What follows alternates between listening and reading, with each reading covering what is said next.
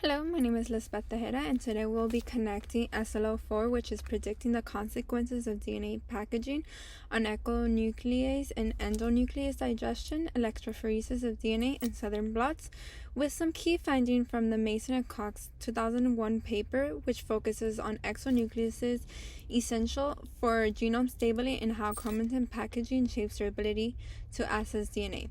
We'll use the paper's insight on chromatin protection, nuclease specificity, and DNA structure to predict how packaging affects exonucleases and endonucleases digestion, electrophoresis, and southern blots.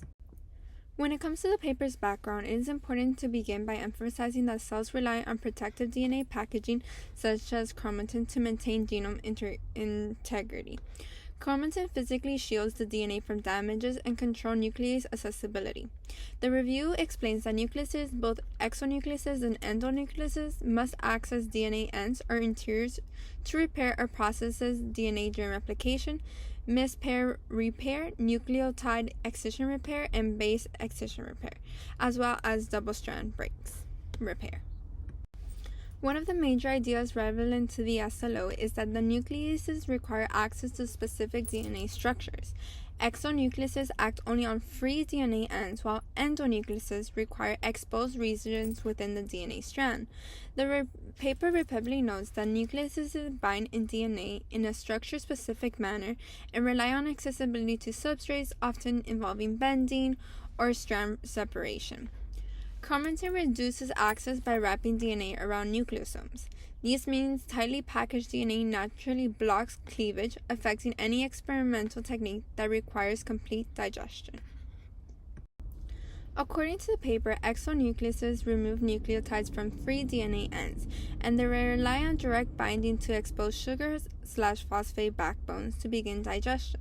This means the structure of the DNA end, whether it's a blunt end or a sticky end, which is aka overhanging end, plays an important role in how efficiently an exonuclease can engage the DNA. Sticky ends, which contain short, single-stranded overhangs, are generally more accessible because the exonuclease can easily grip the flexible single-stranded region. In contrast, blunt end provides less exposed DNA, making initial binding and processing slower and even more difficult. The paper emphasizes that chromatin packaging further reduces accessibility. Nucleosome-bound DNA buries or shields free ends, making both blunt and sticky ends harder for exonucleases to recognize. Key exonucleases discussed in the paper are ones such as XO1, WRN, and MER11, all which require access to free DNA ends to process replication forks, mismatches, or even double-stranded breaks. When chromatin restricts access to these ends, nuclease activities is impaired, leading to genomic instability and the aging-related phenotypes described in certain disorders. Overall, tightly packaged DNA not only shields the backbone from exonucleases engagement, but also limits the formation or even the exposure of digestible blunt and sticky ends, reducing the efficiency of end processing. The paper highlights different endonucleases like FIN1-XPG and MER11 that cleave internally but still require exposed and structurally accessible DNA regions. Many endonucleases bend DNA or displace strands before cutting, which is only possible on naked or loosely packaged DNA. Thus, tightly packaged chromatids blocks restriction enzymes, prevents repair nucleases from making necessary incisions, and produces incomplete or even aberrant digestion patterns.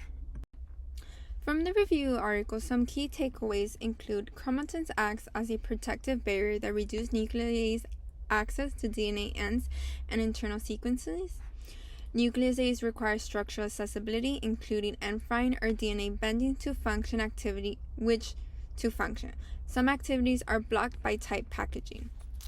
When nuclease access is restricted both in the cell as well as artificially, we see incomplete digestion, alternated fragment patterns, and persistent DNA intermediates, consistent with the phenotypes XO1, FINO1, etc., which are mentioned throughout the paper. Now that we have gone over the paper as well as some important findings, we're going to go into our NBME style question. So, a student performs a restriction enzyme digestion on DNA that is still tightly packaged around histones. On the gel, the DNA fragments appear larger than expected. What is most likely the cause? I'll give you a couple of seconds.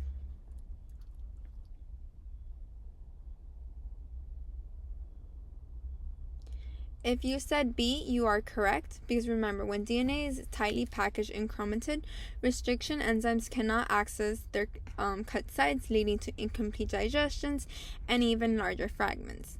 Well, thank you for listening and have a great day.